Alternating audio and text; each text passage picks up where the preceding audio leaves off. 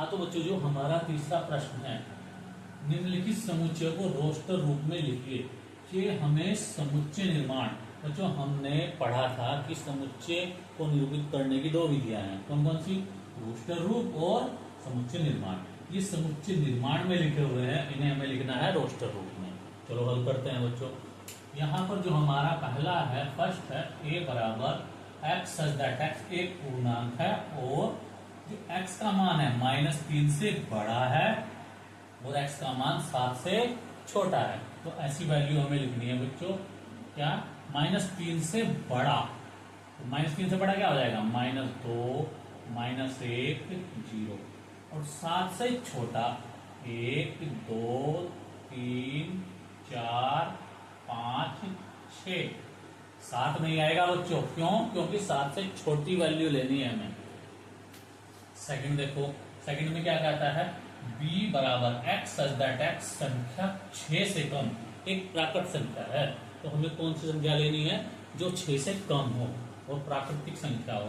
तो क्या आएगी बच्चों? 1, 2, 3, 4, 5। 6 नहीं आएगी बच्चों, क्योंकि 6 से कम लेनी है, 5 आएगा। अब देखो c x such that x दो अंकों की ऐसी प्राकृत संख्या है जिसके अंकों का योगफल कितना है? 8 है। बच्चों कितना आना चाहिए? योगफल 8 आना चाहिए। तो देखो इसको आसान तरीका बताते हैं बिल्कुल। इसको लिख लो 1, 2, 3, 4, 5, 6, 7, 8 लिख लिया बच्चों। अब देखो क्या आना चाहिए? अंकों का योग 8 आना चाहिए। देखो एक में 7 जोड़ेंगे, 7 और 1 8 हो गया, 2 और 6 8 हो गया, और बच्चों 3 और 5 8 हो गया, 4 और 4 8 हो गया, और बच्चों 5 और 3 8 हो जाएगा, 6 और 2 8 हो जाएगा, 7 और 1 8 हो जाएगा, और 8 और 0 8 हो जाएगा। और बच्चों एक और ध्यान रखना है हमें इसमें। क्या ध्यान रखना है? कि जो एक बार संख्या आ जाए वो रिपीट नहीं होनी चाहिए। देखो 17 है, 26, 35, 44, 53, 62, 71, 80। तो ये क्या है बच्चों? रिपीट नहीं हुई है। अब देखो बच्चों इसके बाद D x such that x एक अभाज्य संख्या है जो संख्या 60 की भाजक है। अब बच्चों संख्या क्या है? 60 की भाजक है। तो एक काम करते हैं बच्चों, 60 के गुणनखंड कर लो। कितना आएगा? 2 3 6 0। 2 से काटेंगे 15, 3 से काटेंगे 3 पंजे 15, 5 5। तो अभाज्य गुणनखंड क्या आ गया बच्चों? 2 की पावर 2 गुणा 3 गुणा 5 आ गया बच्चों। ठीक है, तो हम 2 बार है समुच्चय में, एक संख्या 2 बार नहीं आती। तो 2, 3 और 5 ये हो गया बच्चों। एक अभाज्य संख्या जो 60 की भाजक है। अब 60 2 से भी डिवाइड हो जाएगा, 3 से भी डिवाइड हो जाएगा और 5 से भी डिवाइड हो जाएगा। ठीक है बच्चों। इसके बाद हमारा जो प्रश्न है बहुत इंपॉर्टेंट है बच्चों। ये जो फिफ्थ है बहुत ज्यादा आता है, बोर्ड में भी आता है। क्या है कि जो ट्रिगोनोमेट्री शब्द के सभी अक्षरों का समुच्चय है बच्चों, एक अक्षर 2 बार नहीं आना चाहिए, ध्यान रखना है। तो टी से शुरू करते हैं। P R I G O N, वो तो आ गया, M P T आ गया बच्चों, R भी आ गया और Y। समझा बच्चों? एक अक्षर 2 बार नहीं आना चाहिए। देखो T R I G O N M E Y, ये क्या हो जाएगा? ट्रिग्नोमेट्री शब्द के अक्षरों का समुच्चय है। कौन सी विधि में है ये? रोस्टर रूप, सारणी रूप में।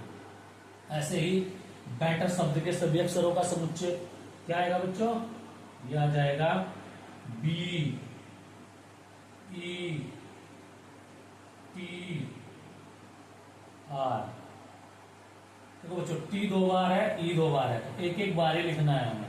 समझ आ गई बात बच्चों? इसके बाद जो हमारा प्रश्न है, निम्नलिखित समुच्चय को समुच्चय निर्माण रूप में व्यक्त कीजिए। इसको हमें कौन सी विधि में लिखना है बच्चों? ये हमें लिखना है समुच्चय निर्माण में। और कौन सी रूप में लिखा हुआ है बच्चों? ये लिखा हुआ है रोस्टर रूप में लिखा हुआ है। तो बच्चों इसको हम क्या लिख सकते हैं? जो हमारे पास ये 3, 6, 9 और 12 है, इसको लिख सकते हैं हम 3 कम 3 हो जाएंगे, 3 दूनी 6, 3 तिया 9 और 3 चौक 12। तो बच्चों ये क्या हो रहा है? देखो 3, 1, 2, 3, 4 ये बढ़ते जा रहे हैं। ये क्या हो गया? n हो गया। जहां बच्चों जहां n बराबर क्या है? 1, 2, 3, 4 है। 1, 2, 3 और 4 है। और बच्चों जो n का मान है वो बड़ा है और बराबर है 1 के, और बच्चों छोटा है और बराबर है 4 के। समझ आएगी बात बच्चों यहाँ पर? तो इसको हम लिख सकते हैं, क्या लिख सकते हैं बच्चों? इसको लिखेंगे हम बराबर x सच दैट x बराबर क्या हो जाएगा? ये 3n, 3n, जबकि जो n का मान है, n का मान क्या है? 1 से बड़ा है और बराबर है 4 से छोटा है और बराबर है। ये लिखेंगे 1 less than equal to n less than equal to 4, और ये हमारा यहाँ ब्रैकेट आ गया बच्चों। अब देखो इसको दोबारा लिख देते हैं बच्चों, साफ साफ लिख देते हैं, वहां समझ नहीं आ रहा होगा। x सच दैट x बराबर 3n, जबकि जो n की वैल्यू है ग्रेटर देन इक्वल टू 1 के है और लेस देन इक्वल टू 4 के है बच्चों। यानी कि n का मान बड़ा है और बराबर है 1 के, और छोटा है 4 के और बराबर है। ठीक है बच्चों, ये हटा दो यहाँ से। इसके बाद जो हमारा सेकंड है, इसमें क्या है? देखो ये है हमारा 2, 4, 8, 16, 32। तो 2 को हम क्या लिख सकते हैं? 2 की पावर 1, 4 को 2 दूनी 4 और 2 की पावर 3 8 हो जाएगी, 2 की पावर 4 16 हो जाएगा, 2 की पावर 5, 2 दूनी 4 दूनी 8 दूनी 16 दूनी 32। ठीक है बच्चों, तो इसे हम क्या लिख सकते हैं बच्चों? देखो 2 है और पावर देखो बढ़ती जा रही है, इसका मतलब n हो गया। और जहां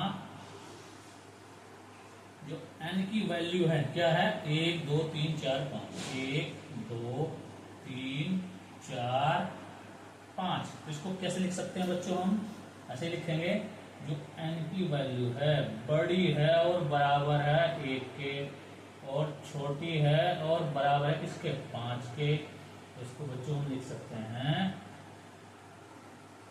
ऐसे लिखेंगे x सच दैट x बराबर किसके बच्चों? देखो 2 की पावर n, 2 की पावर n, जबकि क्या बच्चों?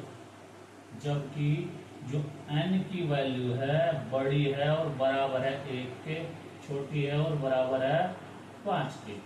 ये कौन सा रूप हो गया बच्चों? हमारा समुच्चय निर्माण। अब ऐसे ही ये है, इसको हम कैसे लिख सकते हैं बच्चों? 5 की पावर 1, 5 की पावर 2, 5 की पावर 3, 5 की पावर 4। तो बच्चों इसको हम देखो 5 की पावर क्या रहेगी? 1 2 3 4 बढ़ती जा रही है, n होगी है। जहां n बराबर क्या है? n बराबर है 1 2 3 4। ठीक है बच्चों, और n को हम क्या कैसे परिभाषित करते हैं? n का मान बड़ा है और बराबर है 1 के, और छोटा है और बराबर है 4 के। तो इसको ऐसे लिखेंगे बच्चों हम, बराबर में आ जाएगा हमारा ये x सच दैट x बराबर क्या है 5 की पावर n, जबकि कैसे परिभाषित है n, कैसे परिभाषित है n की वैल्यू बड़ी है और बराबर है 1 के, और छोटी है बराबर है किसके 4 के। तो बच्चों ये हमारी कौन सी विधि होगी, समुच्चय निर्माण रूप विधि। ठीक है, जल्दी से नोट करो।